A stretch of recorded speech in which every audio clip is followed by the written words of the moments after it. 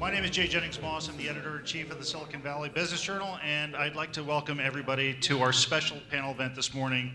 What's the deal with design? Everything. This event is being sponsored by Faegre Baker Daniels, and we're all very excited to have you with us. Now, many of you probably have heard about design thinking already, but for those who haven't, here's a short primer. It's a concept born here in Silicon Valley. It is an entirely different way to approach business strategy. Is there a little bit of an echo? No? Okay, must be me. In business and technology today, talking about design means far more than the shape of a phone, the clarity of a technical brochure, or the best way to make incremental improvements to a software program. Design thinking prioritizes innovation and creativity to tackle a range of business and technical challenges to stay ahead of the competition. Now, in this panel, you're going to learn about current trends with design thinking and how you can use these tactics to improve your business. At the end of the panel discussion, we're going to open it up for questions, but instead of passing around the mic, we're going to ask everybody to write your questions down on the cards that are on your tables, and I'll be walking around to collect them right before we get to the Q&A portion. Now, while I've got your attention, I've got two short pieces of housekeeping I'd like to get to. First, you're welcome to take photos and encouraged to take them during our presentation. When posting them on social media, please use the hashtag FBD Design. And secondly, I hope you're all subscribers to the Silicon Valley Business Journal. We strive every day to bring you actionable business intelligence that affects the entire Silicon Valley area. If you don't already get our news, we have a special subscription offer of $75 at our table on the way out. You'll get the weekly paper for a year, daily digital access, and our Book of Lists product, which is coming out at the first of the year. And now, let's get started with our program. I'd like to recognize all of our panelists and our moderator to get us started. So first is our moderator, David Gross. David is a national speaker on presentation, persuasion, and advocacy, and an emerging thought leader on how anyone can use digital thinking to communicate ideas more effectively and persuasively. He's an intellectual property partner in the Silicon Valley office of Faegre Baker Daniels. He's the co-author of the book, The Power Trial Method.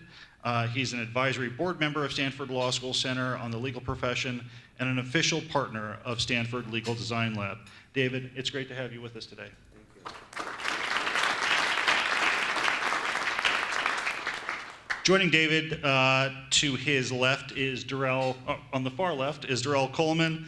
Darrell is the founder of DC Design, a social impact design firm that uses the design thinking process to address the world's biggest problems. Darrell has collaborated with international nonprofits, large tech companies, and small businesses to create products and services that solve the problems they face. He's a two-time alumnus of Stanford University and its famous Institute of Design, that's the Stanford D School. Please welcome Darrell Coleman.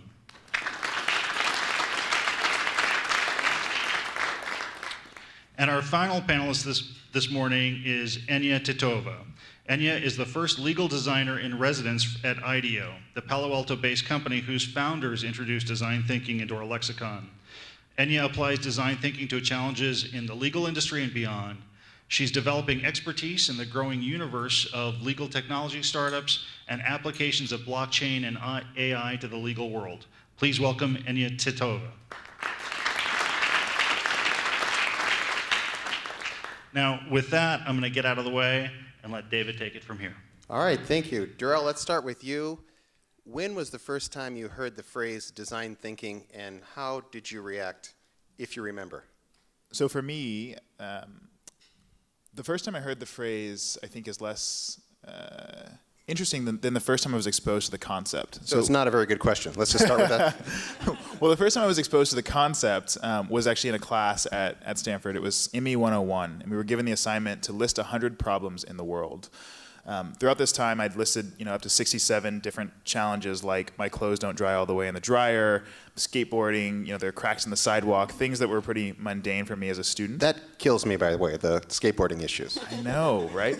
But I got to number 67, and I was out of these sort of personal, sort of mundane challenges. And number 67 was poverty, The next one was hurricanes are going to rip through the southeastern United States next year. Wildfires next year will again destroy large parts of California, and people will lose their lives. Were these problems you were coming up with? These were problems I was coming up with. Your own kind of brainstorming. Exactly. This was part of the assignment, was list 100 problems. And so for me, the first real exposure to one of the big pieces of design thinking was this concept that you start with the problem, right? By defining the problem, especially these problems that we know are coming, you can start to think about solutions from there.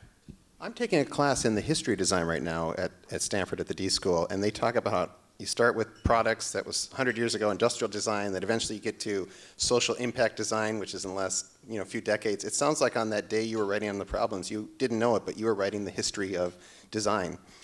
Yeah, the social impact space being one that I am particularly fond of as well. That's terrific. All right, Enya, design thinking. You were in an elevator, someone came in, you overheard it.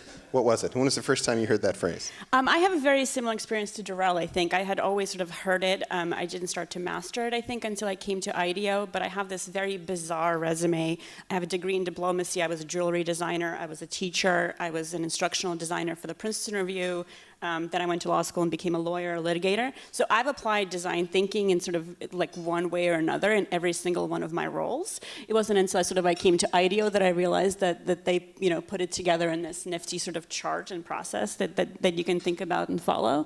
But yeah, I think there's this organic kind of realization that there's a way to approach problems from this user-centric perspective. Well, let's make sure we understand, what do you do currently in design? So Darrell, let's start with you. What do you in your business, your company, DC Design, what do you do in the design space? Right. So DC Design is a social impact design firm, meaning we use design thinking to approach the world's biggest problems. We work with organizations around the world to help them build capacity so they can understand how to think this way, as well as to apply the process directly to design new solutions for the stakeholders that they're trying to serve. So some of that work looks like redesigning aspects of the foster care system here in Silicon Valley, working with criminal justice systems to redesign aspects of jail reentry. How do you keep people from going back to jail once they've left jail? Working on educational issues, empowering youth to get the knowledge and skills that they need in the tech age, and a lot of design challenges around physical disability, creating a world that is better designed for everyone. Yeah, last night at the Stanford design class, they were talking about social impact design. That was a topic. And they talked about the $100 laptop challenge. So someone from MIT and some other places were trying to figure out how to bring laptops to the world. And they spent a bunch of time and ended up, I think they got to a $199 laptop. But it was all about getting it to regular, real people out in the world who don't have resources. What's the difference between social impact design and product design or commercial design? What's the difference between those two, or these different concepts? I like to think about it as social impact design as a category overall that is focused on improving society very directly, right? And so the questions that we're asking as a firm are who are the people who are most marginalized? Where are the groups who most need help? Where can we apply these design concepts, specifically the human-centered design process or the design thinking process? They're the same thing. Where can we apply that concept to create dramatic changes in that? At times, that overlaps with product design. What you may find is that the best solution for a certain challenge is a product solution. But what we also might find is that the best solution for a certain problem or challenge is a service, right? Or maybe as an intervention with people, and it comes down to the way that human beings interact with each other that is creating the problem that we have in the first place. Got it. Enya, what do you do in the design space, you and your company? Is it IDEO? Is that in IDEO. design? So yes. How big is that company? We're about 800, 900 people it's a at pretty this good point size. around the world. Yeah. Is it the largest design firm in the world? Yeah, I think so. I think it sort of depends on sort of who you look at and sort of who are our competitors. We began here in Silicon Valley. One of our first products was the first Apple mouse. That was one of the first things we designed. That's our claim to fame. And sort of as you guys were saying, sort of about the history of design and about sort of the progression of where do you go from products to services. Sort of we are now in a place where we believe that in order to truly sustain innovation and to drive innovation, your organization has to be innovative as well, right? Like you can't have people in roles who are called designers. Everybody has to be a designer in a certain sense and think in that way. So that's what my role is. I'm part of the Design for Change studio. So we look at organizations and we sort of figure out sort of what can we do to help them become innovative and adopt this process within themselves. And so I do that in the legal vertical. Wow. Now, Enya, take us through the basics of Design Thinking 101, and I know you have brought this wonderful graphic, Yeah. which you should feel free to refer to, although it's going to require literally like a 180, so I'll just kind of Yeah. look up here. But you don't have to use the graphic, but can you kind of talk us through the basics of design thinking, kind of 101? Sure, and I'm going to start with, before you start sort of going through the process, you have to define a question. You have to define a challenge that you are dealing with, and that's one of the first things that's really important, getting a really good question. And once you have that, you kind of start a process that we call looking out. Once we have a question in mind, we start sort of looking out into the world and seeing how people in analogous industries or analogous sectors have started to address that question. And we start doing design research. We start talking to people who might be impacted by that particular issue to figure out exactly where their pain points are, what the challenges are.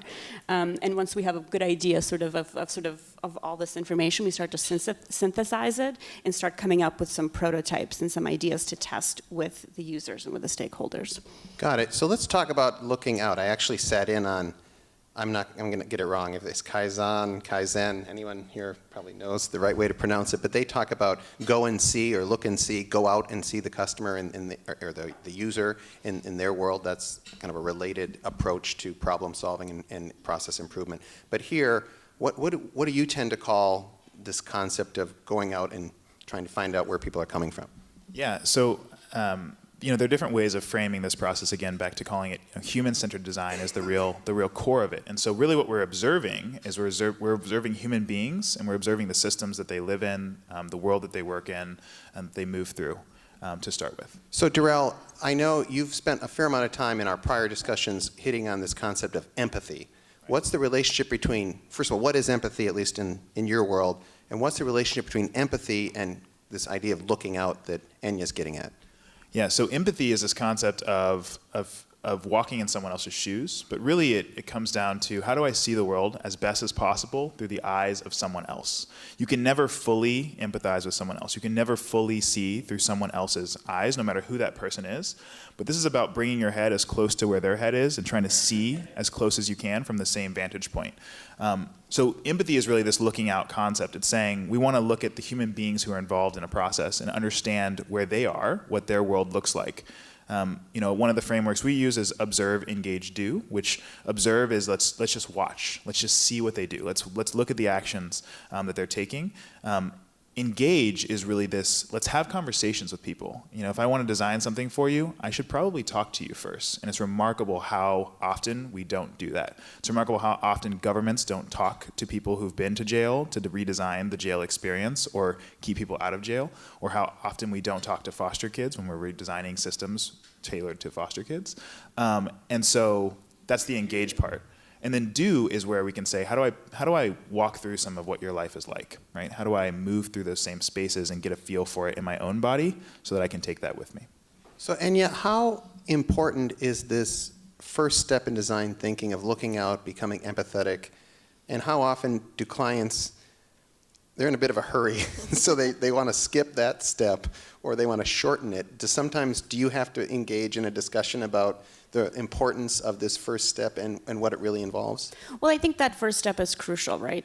You kind of have to approach it with a novice mind, and that's really what gives you an opportunity to... With a what mind? Novice mind. Okay. It's really a way to look at things and sort of see things that you weren't seeing before, because that's where innovation comes from, right? Like recognizing unmet need and figuring out a creative way to solve it. So if whenever a client tries to push back on sort of, how long we want to spend doing design research, we explain that this is where the meat is, right? This is where we figure things out. It's not a bunch of designers sitting in a room throwing up ideas on Post-it notes and sticking them up on a dry erase board. It's talking to people and lots of different kinds of people and diverse kinds of people. Now, we've talked about the concept of empathy or looking out. Let's talk a little bit about who is involved in this process. What do we call them? What is their role? Maybe Darrell, you want to take a stab at this one? Sure. So, we talk about who it is that we're really serving, and oftentimes the phrase that's used is user, right? So there's a person who uses whatever it is that you end up creating in the end. We think about them as stakeholders, though, right? So there are stakeholders who are involved in this process. It's important to look beyond just the person who's using it, the one person, to also map out who are the other people who are affected by a certain problem or solution, who are the other people who have control over what gets implemented. Those are all stakeholders in the process, and they're worth considering as well. Darrell, could take us through the example of someone coming to you and saying, we want to reduce recidivism in the jail system, which I think is a project you've either recently worked on or are working on. Who are the stakeholders in that when you identify them, just so we get a sense of how broadly we should be thinking about this concept of stakeholder? Right. So a government or an organization in general might say, we want to reduce recidivism, right? And so we would say, okay, well, one of the people who are definitely involved in that process, one of the stakeholders, are those who are in jail. Those who are in jail or those who have been to jail. Those are definitely stakeholders in the process. But also, the sheriff is also a stakeholder in that process, and so is the district attorney and the public defender and the head of probations, right? All of these different people are stakeholders, and what's important is that they all have a say in how the system functions. So if we ignore one of their perspectives, if we leave them out of the process, then we risk creating solutions that either don't cater to their needs, or we risk creating solutions that they end up obstructing, right? That they end up rejecting because they weren't included in the first place. And Anya, is that a process you go through where you sit down and go, we really need to figure out all the stakeholders, not just the most obvious stakeholders? Yeah, absolutely. We really focus on extreme users of all things, and often that means accounting for, people of all ability levels and different approaches, different expertise in a particular area. It's about figuring out sort of, who isn't just sort of your immediate user, but the entire universe around them. All right, and we talk a little bit, we started to talk about the problem or challenge that you're trying to address. Let me give you an example and see how you'd react to this.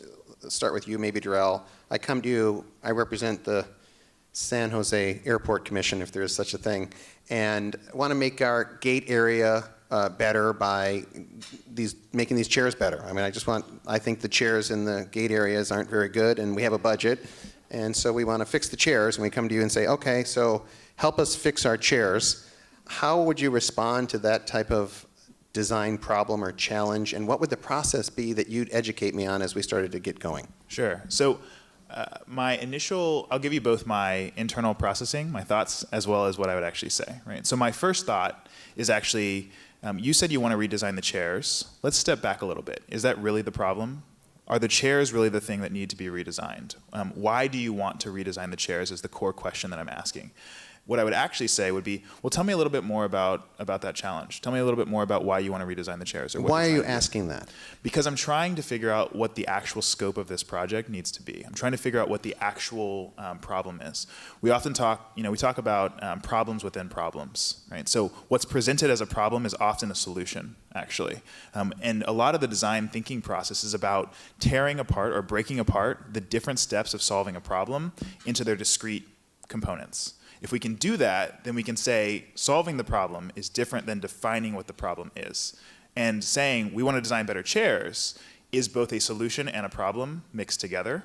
And so that's why I'm asking that question. So what would designing a better chair be a solution, one possible solution to what question? It's obviously a broader question. What would be maybe Enya in this issue, what's Yeah. the broader question? I think, we've all been to the airport, right? It's a terrible experience. I don't think anybody here is complaining about the chairs necessarily, right? When we look at the gate, right, we look at sort of the bottleneck that happens when everybody stands up and tries to wait for their boarding group to be called at the gate as opposed to in their seat. We know that there are not enough plugs to plug in all your devices. We know that, sometimes it's messy because it might be difficult to clean, or the arrangement of the chairs doesn't exactly encourage people to sit comfortably together. So I think sort of what Darrell was referencing is this idea of do you want to just redesign the chair, or is it the boarding process is a problem for you and you need to make that more convenient? So it sounds as if it may be at the end of this discussion what you realize is I'm just trying to improve the gate area. I just want people to be happy and not hate me when they come to the airport, and there could be many solutions, including redesigning the chairs. Is that where you're going here, Darrell? Absolutely. And often, as we go through this process on that initial conversation, the client will go, that's what I want to, yes, what you just said, that's what we actually want to do. And we're like, great. And that becomes the actual design objective. So it sounds like the problem should not be the solution. No. So saying things like, I want to make the experience better for flyers doesn't really have the solution in it. Saying, I'd like to buy this one type of chair, can you help me get a good price, is putting a solution in. How often do people you're working with seem to mix up the solution with the problem, or to interject solutions while you're trying to figure out what the problem is? Quite often, actually, I think most of the time. I think people often come to us and sort of essentially want us to do the sort of the build or buy analysis, right? Is there a tool in the market that I can use, or is there one that you guys can help me build internally that will make this better? And so one of the things that we try to advise them is to figure out exactly what it is that they're trying to solve, and then sort of go from there. Wow. Well, let's move over to the tech space for a second. Yeah. Does this process of becoming empathetic and really going out and understanding what the issues are, and then figuring out who all the stakeholders are, some way considering them, if not talking to them and watching them and getting a feel for where they're coming from, and then really figuring out what the problem is, and then of course going into the next process, which is brainstorming ideas and coming up with a prototype. Would this work in the tech space if I was designing a software solution, or I was designing, trying to figure out a better way to improve storage in the storage industry or something like that? Does this work in the tech space, or is this not going to work in the tech space because there's something special about tech? I think it works everywhere, and sort of what I mentioned sort of earlier, I've used it, I think, in every area of industry. But I think in the tech space it's particularly important because we often have this idea that technology is its own separate thing from humans, whereas we really build it and we direct it to be what we want it to become. So when you are working with technology like AI, you really have to understand that sort of our humanness is incorporated in it, and our biases and the way that we approach problems is built into all of our technology products. So if we're smarter from the outset, we're going to create much better technology, much better technological products by focusing on the user and really taking that human-centric approach. And you said AI. Can you talk for a minute about AI? I've also heard of blockchain. What are these things? So AI is artificial, or we like to call it augmented intelligence. It's essentially a way to instill some decision-making ability into some software or hardware. Blockchain is a little bit more complicated. I don't know if we have time to sort of delve into this distributed ledger that lives everywhere at once and nowhere at the same time. But yeah, so like AI, you interact with it on a daily basis, right? You have Siri, you sort of interact with Amazon products perhaps that talk to you in your home. All of that is augmented intelligence, and if we train it doesn't just know sort of how to give you answers. And in training it, we really need to be conscious of incorporating all perspectives. So just a simple example, if I wanted to, I had the capability to create artificial intelligence in a home. Mm-hmm. There was something I could do. I have the technological capability. I'd like to use that to help people in their homes. And I came to you and I said, look, we are doing great in the business world with our various products that help business productivity. We actually haven't entered the consumer space of helping people in their homes with some type of artificial intelligence, but we've got the capability, we've got the technological capability. Darrell, what would the conversation be when the company comes to you, or Enya, when they come to you and say, we're really trying to figure out how to help people in this space? What kind of questions should you be asking? So I completely agree with what Enya is saying. I think that AI is going to be a tool in that sense, right, to help human beings accomplish something. And so the questions I would be asking are, what is it that you're really trying to accomplish? What are the challenges in your home right now? What are the things that you want to achieve? So one thing I'll say is that we define them either as challenges, as problems, or as opportunities, depending on who we're talking about and what the situation is. This might be one where we say, what are the opportunities here? Right? Let's think about how AI can alter what it's like to live in this home. Who might be the primary or the first user? Maybe it's someone who has challenges adhering to their prescription drug use. Right? And maybe we use artificial intelligence in the home to help them do that. But we would only get to that solution, ideally, from really understanding what we're trying to accomplish for a real human being, which is really this augmented intelligence aspect, versus this artificial intelligence aspect where we're saying we're creating these super beings of, these super machines that don't serve a function for humanity. It sounds like when we talk about the problem, if I came to you and said, a tech company with artificial intelligence capability, and I want to figure out a way to get it in the consumer business. This conversation could very well veer into, yes, I could help in the pharma space with drug delivery. I could help people feel more secure. I could help people in entertainment. I could help them organize their activity. And suddenly I'd probably realize that I was asking more of a how can you boil the ocean question when I came to you at first. Have you hit that point before in this process where you start to realize that there are actually a number of paths you could go down or problems you could identify, and you can't go down every single path? And is that a discussion you have in this process where you're saying, look, these are not, we've now gotten to the point where they're not bad problems, but we can't do everything. Let's talk about selecting paths to go down. I know you've used the phrase, Darrell, problem within a problem. Can the two of you talk about this dynamic? Sure. I mean, I think we all operate within constraints, right? It would be great if I could, have a client who said to me, unlimited budget, do whatever it is that you want, but that's never the reality, right? We operate within sort of the three constraints of desirability. What does the user want, or what does the user need in this particular instance? Feasibility, right? That's sort of what are my technological constraints, or what are my adoption constraints in a particular field? And viability, right? Sort of financially, what makes sense? I can build you the best AI system. It's going to cost $10,000. No one's going to buy it and put it in their home, right? So design thinking, and sort of in the intersection of those three is where true innovation lives, and truly disruptive innovation lives. Darrell, talk about that in your world. Do you get to this problem within a problem, or paths to go down? And is that a real conversation you've had with clients? Absolutely.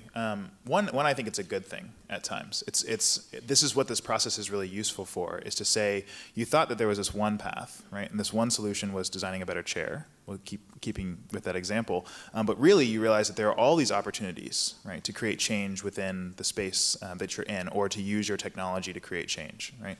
And that's fantastic. Now we need to come back and we need to say, and what are the priorities, right? What's the first thing that we need to address? What's the first thing we need to solve? A lot of the work that we're doing is within these complex systems, and you can't boil the whole ocean, right? You can't do all these things at the same time. And so what we do is we map out these stakeholders, like I've referred to before, and we say, okay, well, if we want to look for the area of greatest impact, where is the leverage point, right? Where is the point where you should apply pressure in order to change the system the most at the beginning? Where can you get momentum to start with? Maybe if we're working with a governmental entity, because that ties into some of the incentives and needs of elected officials, for example. But we're constantly saying we want to move towards maybe at some point doing all of these solutions, but that's a conversation with the client and with the stakeholders to say, which one of these should we do first? All right, so let's say you've chosen a path, and we've done a bunch of brainstorming, and now we're in what we always hear about, which is the rough prototype. Is that a thing, and do you actually do it? Do you actually say things like, we're designing a prototype, or is that more just for products? In the sort of service, tech, social impact world, you don't actually use that phrase prototype. Yeah, we absolutely do. Even when we're doing something as abstract as, like a process, we sort of get out, we try to draw things as much as possible. It's actually really valuable to sketch things out. Everyone thinks they're a terrible drawer. It doesn't matter. Just get it on paper.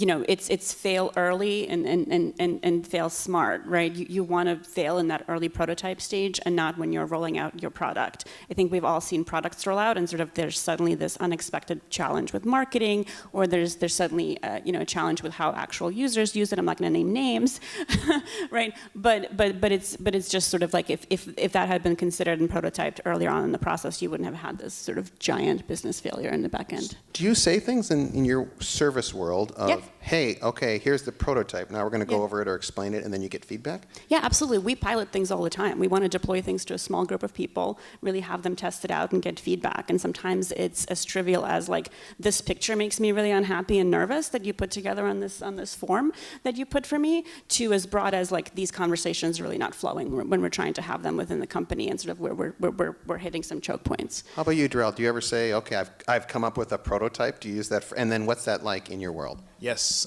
So that's a misnomer that it's typically associated with products. Or what I should say is, it's really easy to think about prototypes being associated with products, but you can prototype services and experiences as well. And so we use that all the time in service design. We do role play exercises where, and it sounds funny to start with, but it's like, put yourself in the shoes of the people that you're trying to design for, right? And you serve as this role, and you're this role, and you're this role. And let's walk through what that looks like. One of the best design experiences I ever had was actually a class at Stanford where we had to redesign the shopping experience. And so we're redesigning the shopping cart experience, and we're creating this cart that can self-checkout, et cetera. And the guy that I'm designing with, as soon as we're done with creating it, we go to test it, right? We've created this like basic prototype with a cart in the building or whatever. First thing he does, he runs out the building and steals all the groceries. Right? and so I was like, oh, and at first I was like, why would you do that to our design? But he was like, we miss this, right? This is something we miss, and this is what I did now that I'm not the designer anymore, that I'm in that role. So that's what we do. We take clients through that all the time.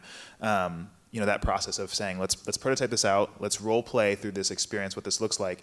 And this allows us to get answers before we've spent millions of dollars. My statement about Silicon Valley would be that a large number of the innovations we see that are put out there, the ones that fail, well, first of all, a large number of them fail. And the reason a lot of them fail is because people don't do this work early on. They don't understand who they're designing for, and then they build something that costs millions of dollars. Maybe they convince investors that it's worth investing in. But when they deploy it and no one uses it, there's a shock there. If you're really using this process, there shouldn't be that much of a surprise. You should know people who are interested in using what you've been creating the whole time because they've been involved in the process. See, my perspective is that that's the design thinking process, just writ large, right? Because so many companies fail early on, that's kind of like the prototype. Like different teams come up with different prototypes, and sort of eventually someone rises to the top, right? Yeah. They call that failing up in Silicon Valley. Yeah, well, my business went out, we failed up, and then it kept going. And as long as there's no stigma around it, that's what makes it great. So I've also heard that design thinking is iterative. I hear that over and over again. It's an iterative process. So what does it mean to be iterative, and what's the relationship between this rough prototype or pilot and the process being iterative? Well, I think it's about that, right? You're constantly improving on based on feedback that you're getting from users, we often don't think of that as, we'll go through 8 or 9 prototypes sometimes on something before we get to the thing that we really like. And how about you, Darrell? Do you find it's very iterative in your world? Absolutely. It really does come back down to saying, I'm going to change my mentality around what testing means and what deploying something means. I'm going to lower the stakes a little bit by deploying it to a smaller group of people.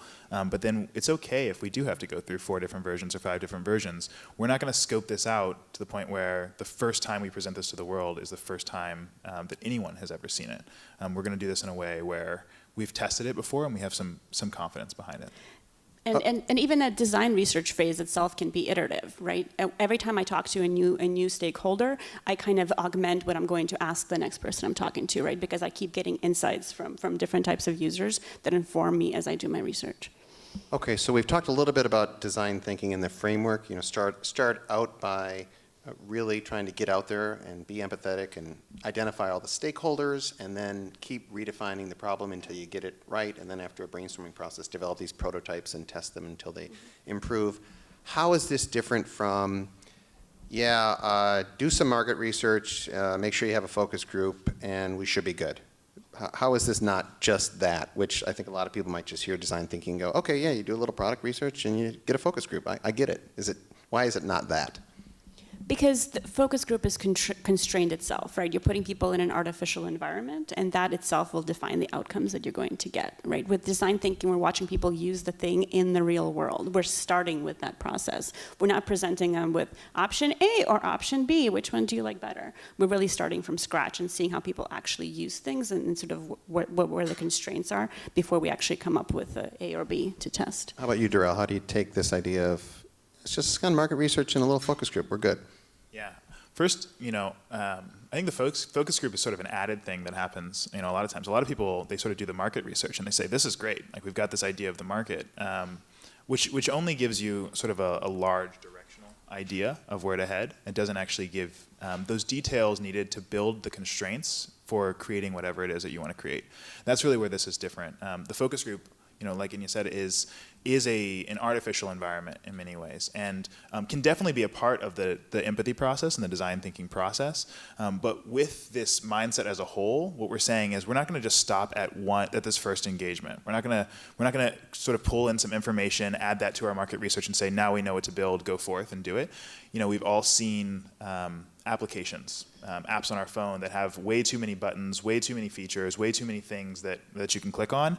A lot of times, those are the result of saying, maybe maybe we did the market research and maybe we had our focus group, but then we stopped there and we started making decisions ourselves, by ourselves. And so instead, back to that iterative process, it's also iterative with the stakeholders. We want them to be involved throughout, and that might mean a focus group later on, but it also might mean we have these one-on-one conversations or small group conversations separately.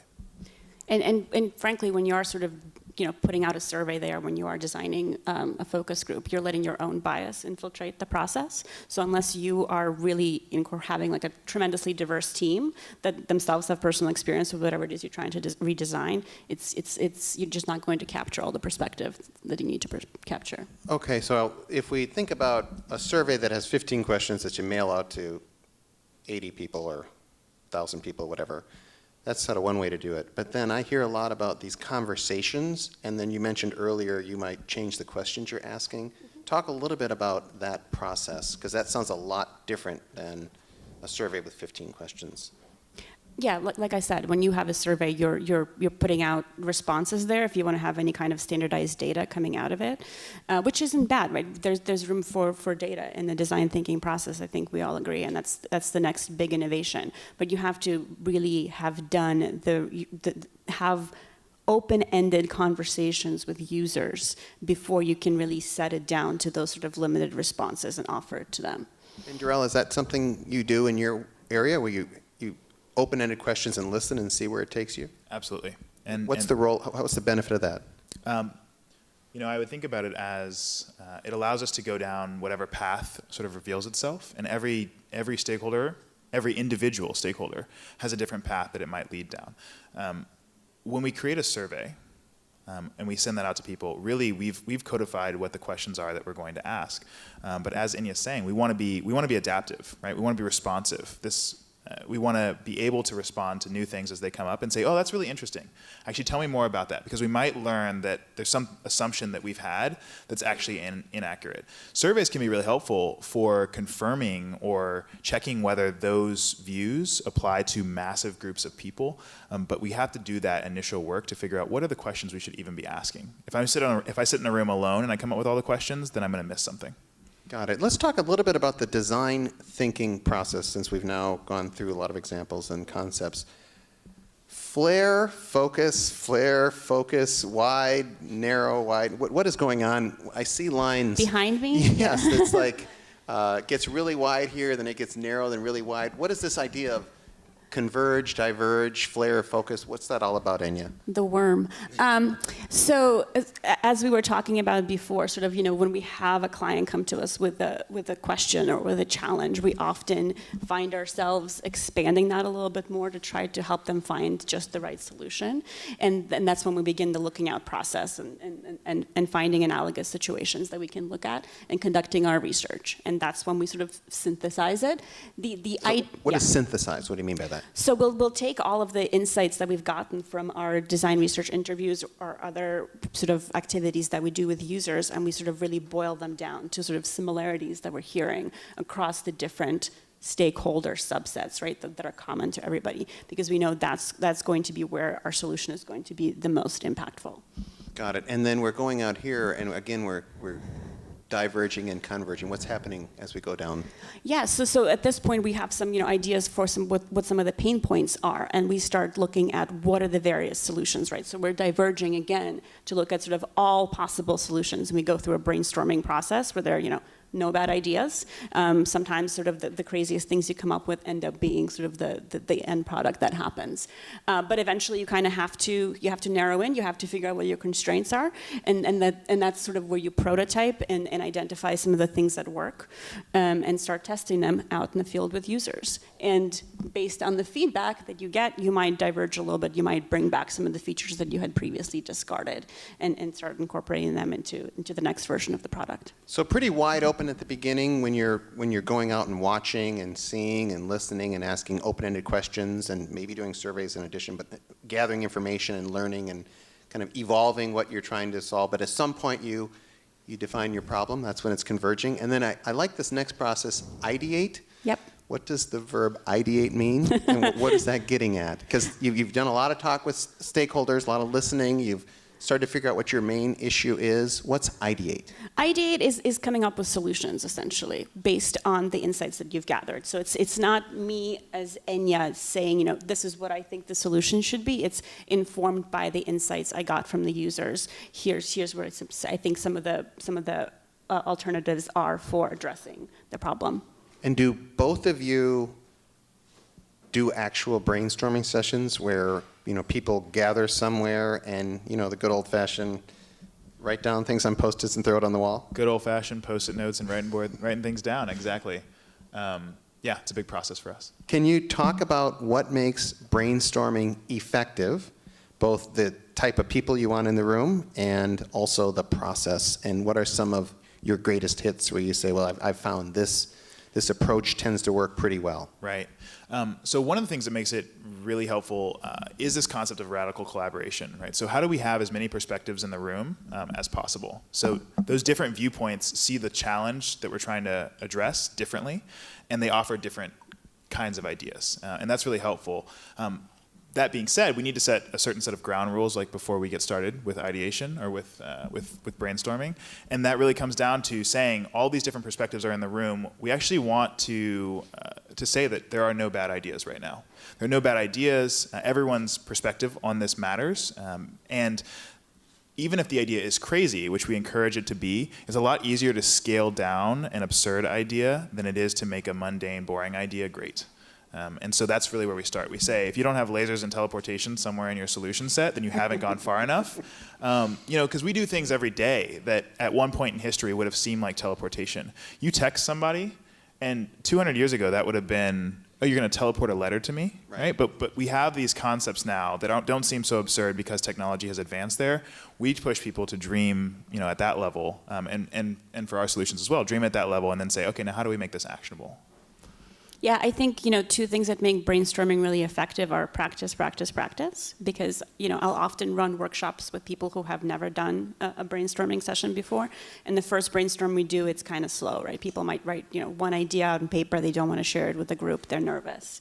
But then sort of once you establish that cadence of there are no bad ideas, the hierarchy is flat, no one's opinion matters than anybody else, people are starting to throw out lots and lots and lots of different things. All right.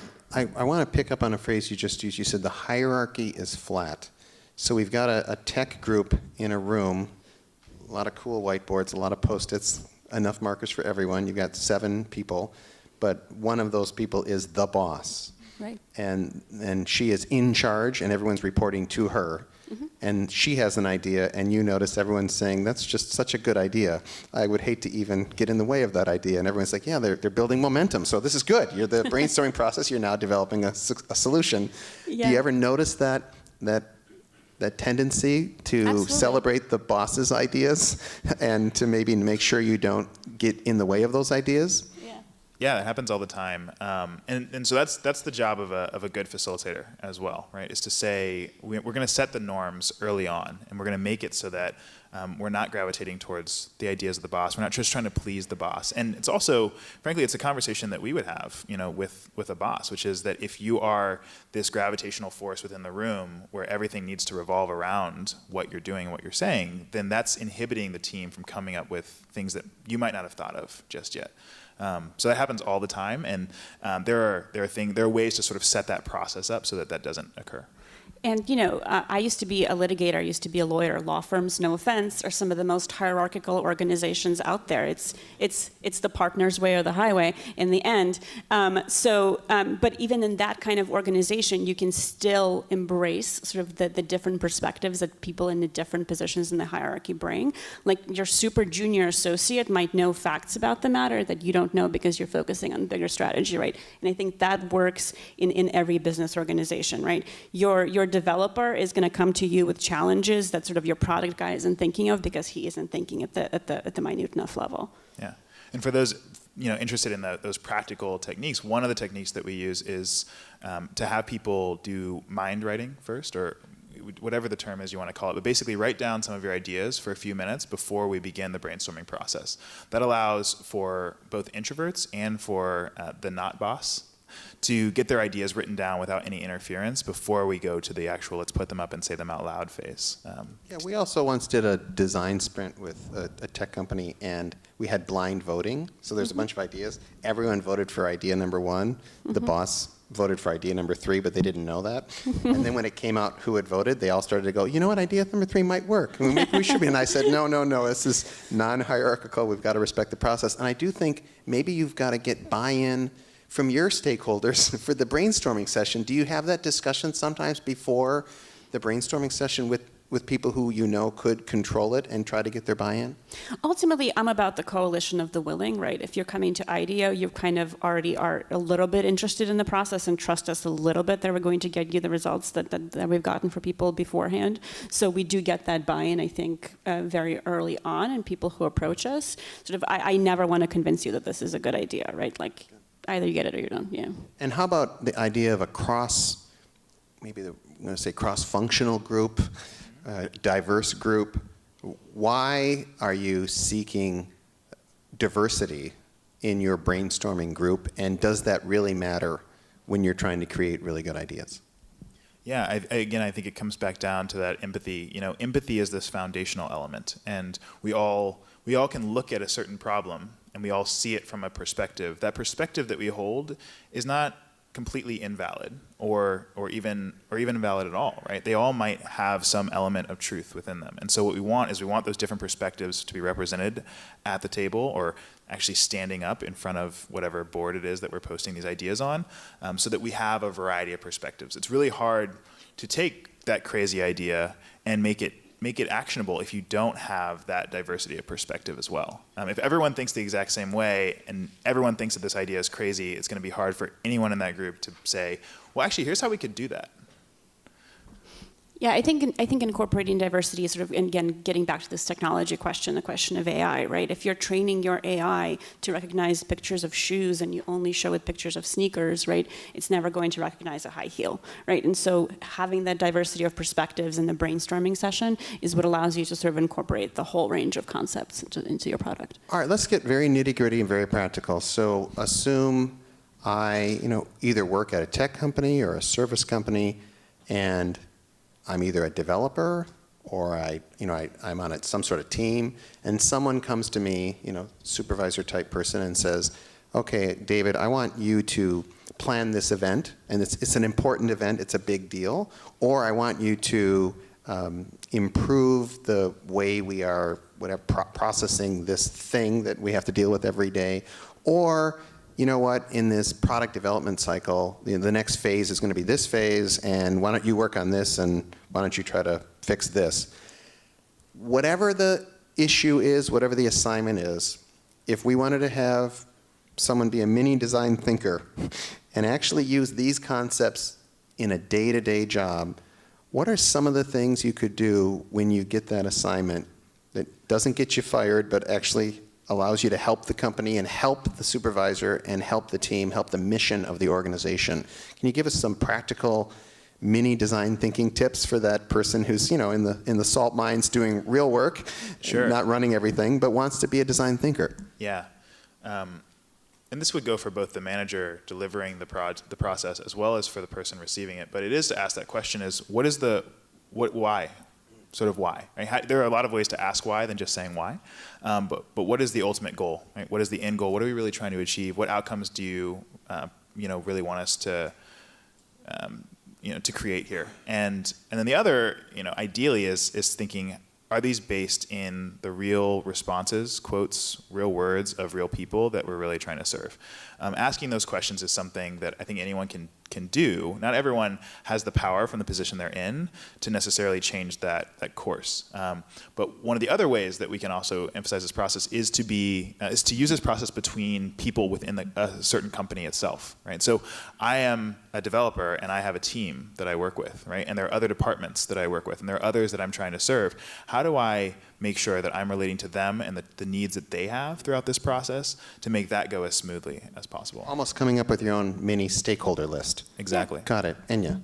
One of the greatest analogies I've heard for this was from someone I consider a mentor, and it's this idea of how do you pass a pitcher of water to somebody at the table next to you, right? And sort of the best way to do that is to hold the bottom and have the handle facing in their direction so they can just take it and pour themselves a cup, right? And I think everybody, regardless of their role in the organization, has something that they want to pass somebody to.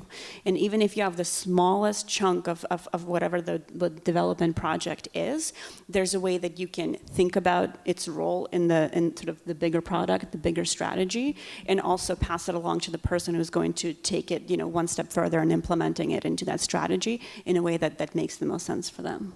And I suppose if you, in your job, ask this why question, I've heard sometimes referred to as the 5 whys, which just means ask why 5 times because it keeps changing and you start really understanding what's really going on. But if you can do it in a non-threatening way, it might turn out that the assignment that you're given wasn't the assignment. The assignment was actually almost an artificial solution, and the real assignment is some other broader problem that you can then solve. Is that kind of an example of what could happen? Absolutely. Yep. Asking those 5 whys can really help clarify, where are the assumptions within the project that I was given in the first place, and maybe that helps redefine it. I think, if there's a good manager sort of employee relationship, then that manager should be open to saying, maybe I framed this the wrong way. I look at management as you want to set the overall goals. You want to set the parameters or certain parameters. You want to make sure that those who are that you're managing have the information they need to make the best choices possible, and then you want to rely on their skill sets. But you're poorly leveraging their skill sets if you're not passing the picture the right way. And part of passing the picture in that sense is making sure that the problem is framed, or making sure that you as a manager are open to receiving feedback that maybe the scope is off. So this makes me think of what I'll call cultural issues. How important is the culture of your little area you work, or your group, or your business unit, or your company, and how often do the two of you realize that you have work to do on the culture of the organization even before you get to whatever your challenge is that you're working on? Can you talk a little bit about the importance of culture and what's getting at with that? Yeah, and that's what I was referencing earlier when I sort of mentioned that IDEO moved from designing products and services to designing organizations, right, that are innovative from the get-go. And frankly, sort of, culture is something that needs to be felt and needs to be authentic. So there's a way to uncover that and a way to encourage certain practices with the way that your group is staffed, with the way that managers interact with their junior employees. But ultimately, yes, it's a key component. You want to, as a manager, you want to put your people who report to you in a position where they feel like they can be creative and that they're not going to get smacked down every time they have a new idea, even if it fails. Let's talk about that, failing early again thing. You don't want to hear the, stop asking why. This isn't about why. I told you I want this done in the next 6 weeks, now do it. That's not adhering to the culture we're talking about here. Yeah, and if you think about sort of the way that you interact with your own employees, who are your favorite junior attorneys that you work with, right? If you give them a project, they're not the ones who say, yes, sir, how high, right? They're the ones who go away, think about it, do some research, and come back with some ideas to you for you to explore together, right? I think that's really important. As long as it's a rough prototype and not 200 hours or something. Sure. Finished. So Darrell, have you done cultural interventions or cultural advice with the organization? You kind of say, look, there's a cultural issue we want to make sure we cover either along the way or before we get started. 100% of the time. 100% of the time. We've never, I think, worked with a client who were like, oh, your culture is perfect. As far as having this open-minded, creative set of mindsets. If that's the case, then they probably don't need to work with us. But it is always some combination of the actual design work that we're doing, the actual assessment work that we're doing, pulling out that information, mixed with saying, well, here's how we think about this, right? Here's how you could think about this differently. Here's a different way to frame this. Here's how this actually relates to other ways of doing business within your organization. And because those become the things that keep those solutions from actually being implemented, from actually being adopted, from actually succeeding in the first place, these cultural friction points become the things that inhibit actual innovation from taking place a lot of times. So one question people who work in tech companies could be, just a self-assessment in my area. What is the culture for design thinking and creativity, or in my business unit? And that's something you probably want to think about as you are starting to dive into design thinking in your day-to-day life. Yeah, and people play different creative roles, right? Just because somebody might be that really, voluminous idea generator in your organization doesn't mean that they're the best at implementing it or shepherding the ideas of others that have the best odds of being that disruptive innovation that you're seeking, right? You kind of have to identify people and play to their strengths in that regard as well. Terrific. I've got questions now, so let me go through these. Ready? Yeah. What tools or methodologies do you use to manage the design thinking process or to facilitate execution? So this is more of a tool.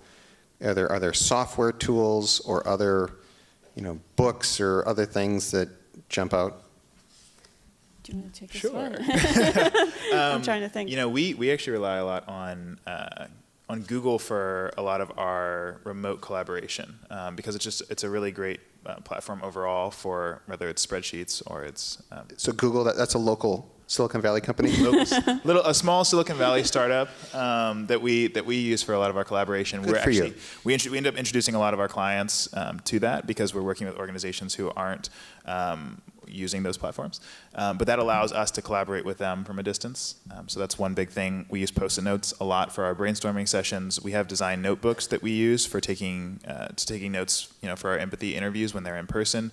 We often What was this last one, Darrell? design notebooks. Okay. So we have a notebook that we use for in-person sessions. A lot of times it's really impersonal to be typing. And so we will use a notebook instead, and then we'll transcribe those notes later on so that everyone on the team can be aware of them. And in terms of just project management, I'm sure we use all the same things that you guys use. We use Trello, we use Mural, right? Like we like to Slack. have things that really, make things visual so we can see sort of how things are flowing and progressing in the process. And here's a freebie. You can get a special type of paint on your wall, which allows you to write on your walls. We are here in Silicon Valley, right next door to the Four Seasons, and we've painted all of our walls. So in every office, you can see handwriting everywhere. It's not that expensive, and it really changes the culture. You start seeing people brainstorming, and I'm sure IDEO, you probably can write on the walls, I would bet. You can write on the walls at IDEO. Accurate. All right. Do you ever find that people have a hard time letting go of failed prototypes? Yes. Yeah. One of our You got to have the talk with your You client. gotta have the talk. You gotta have the talk. Like I said, there's always a capacity building. There's always a culture, building aspect to this. And so, leading into that prototype phase is, you are not your prototypes, right? You are not the thing that you created. Sometimes the thing that you created within 5 minutes, because that's as much time as I gave you to create it. But people will become incredibly attached to these ideas. They will defend them tooth and nail in sessions, and that goes back to those interpersonal relationships that keep good ideas from taking root because someone is so committed to the one thing they want to do. We've had people leave small group sessions because they want to go work on their own thing. And that's a deeper issue to focus on. What design thinking is ultimately about is getting somewhere where you can't get with one mind, right? And that's where it's important to give up that adherence to your idea, right? And it took me a while when I joined IDEO to get to that place because I'm a lawyer, I'm always right.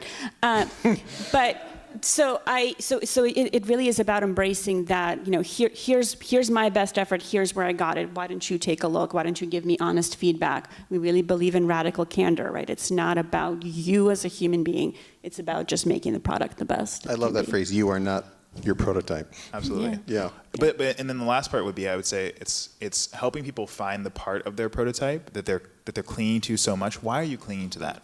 Maybe that's a perspective that's worth raising up in the room. Maybe it's one that needs to be included in whatever prototype everyone else liked more.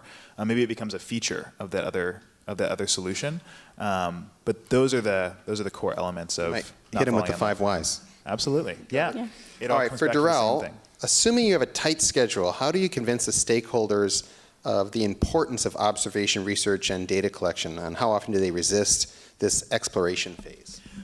I believe in people a lot. I believe that people can be rational, specifically can be rational in one-on-one settings, in real conversations where you lay things out. And so that's really what we do, is we take the time to say, all right, well, what we want to do is talk to you about why this is so important, why this is so foundational. And it's a lot of the things that we've talked about today. You know, if I come up to you on the street and I say, hey, I want to design a solution for you. I got the perfect idea for that problem that you've had lately. I've never met you before. Your response to me is going to be, you don't even know who I am. Like, you have no idea what problem I'm facing. And so we talk to people about that. That's the normal method of solving problems. But if you really want this design thinking approach, if you want this human-centered design approach, you need to base your solutions on real people and their needs. And people get that. It almost sounds like you need to be a little vulnerable, because if the three of us are talking about a problem, we all work together. I feel comfortable. I've worked with you for years, so we can just figure it out. But when you go out in the world and talk to people, I'm not sure what you're going to come back with, so I feel a little vulnerable. I don't have control over what's about to happen. I would think that's an issue for anyone who's trying to work with people on using design thinking. Definitely. And so that's something that we would address as well, right? There's that fear there. There's a fear of the unknown. There's a fear of going out and talking to the stakeholders that maybe you've never talked to. You're worried about what they're going to say about you. Managers are worried about releasing some control to the people that they're managing. And that's something that we need to confront. So we surface that in a lot of rooms, in a lot of places. And then we say, great, so that fear exists. And so now what choice are we going to make? Like, which option are we going to choose? Another question, is there a connection between design thinking and lean startup school of thought, or even startup generally? Sure, I think that we're all friends of Eric's. Yeah, I think that there's definitely this, and the idea of sort of prototyping early and bootstrapping things and figuring things out is very much resonates in both of those things. The startup world, how do they benefit generally from design thinking, Darrell? The startup world as a whole, I think, benefits from really understanding what the challenge is that they're really trying to solve, really understanding who their people are, who their users are. You need to build up this group of people in the first place. I think the interaction between design thinking and lean really comes down to this aspect of, like, let's do what's most useful, right? Let's continue to focus on what's most important in this process, and let's keep moving towards that. But I would say, a good startup who's really employing the design thinking process should have a pool of users that who they're designing for. They should know who they are, and they should be able to say later on in the process, like, these are going to be our first users. It shouldn't be a question of who's gonna use our product on day one. It should be, well, we've talked to these people, and we know we've been designing for them, and we also know that there's a million other people in this area alone just like them. So when you say human-centered design, you literally mean humans, like we can identify those humans? Is that the idea, as opposed to let's just talk about humans? Yeah, no, we mean specific. Like they have names and. Yeah, they have names and then hobbies and families. I think the criticism that gets lobbied around Silicon Valley a lot is that you're designing solution, looking for a problem, right? And oftentimes that comes from sort of a very myopic, we all live here, we all drive electric cars kind of attitude, but. It really is sort of figuring out who is it that is your human that you're designing for. Do you want it to be applicable, outside of the borders of Palo Alto? All right, how often does collection of stakeholder feedback turn into big data collection, and if often, do you leverage data scientists to analyze the data? Data scientist is a big thing. We just acquired a data company, so so that gives you an answer about how we feel. But we acquired this company, Datascope, because they approach data science the way that we approach design. They approach it from a human process. They go and observe people, and sort of after they've done a lot of that observation, then they gather data about specific interactions, and then let that inform our design thinking process. So again, human-centric. And how about big data in your world, Darrell? Yeah, we do a lot of quantification of the data that we pull out as well. And so it'll be multi-stakeholder analysis, and we're looking at, where are the areas where multiple stakeholders have cited the same challenge or the same challenge area. Sometimes it's not the one that's most prominent. So one example might be housing, transportation, employment for people who have just left jail. Those are really challenging issues that a lot of people are working on. But the next set of categories, right, that we would quantify, having come from these different stakeholders, might be things that a government can implement immediately. Their bias training, their cross-departmental collaboration, there are all sorts of things that they can work on right away. We get to those solutions by quantifying a lot of what comes out of those empathy interviews. Terrific. I've got time for one more question, I was just told, so I'm going to ask this one on virtual reality, in part just because I love virtual reality. I was in New York this weekend and went to the Wax Museum, where they have the Void Ghostbuster exhibit, where you're holding guns and shooting streams, and it's the most amazing experience. Everyone Google the Void and go to New York and do this. And then I went to a movie theater, and they had AMC movie theater, little VR stations. Have we yet gotten to the point where virtual reality is entering into the picture, or is it not yet a tool in the design thinking process that we can start using? Go ahead. So I think it's something that's definitely coming. It's for sure on the rise. I know there's a company that we've been talking to about using it in some of our work and our simulations. I know of other companies who, I don't know if they would call themselves human-centered design firms, right? I don't know if they embrace that process in its entirety, but there are aspects of empathy that they're using virtual reality for. So one firm is using virtual reality to train its employees, basically, putting them in the situation that they would need to be in to do the job that they're doing without actually having them in those locations. And so I think that's going to be a big part of how we do some of this empathy work in the future. What I will repeat, though, is all of these things, all these technologies, we often in Silicon Valley elevate them, right? These are the deities of Silicon Valley in many ways, where it's AI or it's blockchain or it's virtual reality or whatever. These are actually just tools, right? They are all tools for serving the needs of real people. And so at the point where virtual reality starts taking the place of a real person and their needs, that's when we'll probably start to see it make mistakes. Yeah, I have a really interesting virtual reality story. Is I can't use the Oculus because you have to squint your eye to adjust that headset, and that's a design problem, right? And I have a neurological issue that doesn't allow me to do that. So that's a design problem that someone didn't think of, right? So that's, I think, where virtual reality is right now, right? I think it's going to be a great tool for collaboration.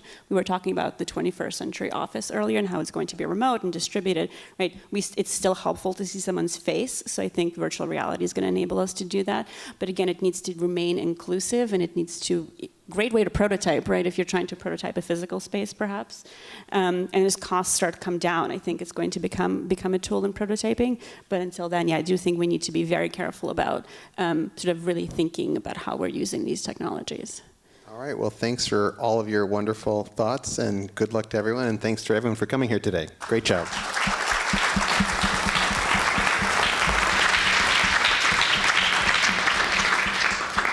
David and Darnell, thank you so much for taking part in today's event. Learned a lot about design thinking. I hope you all did too.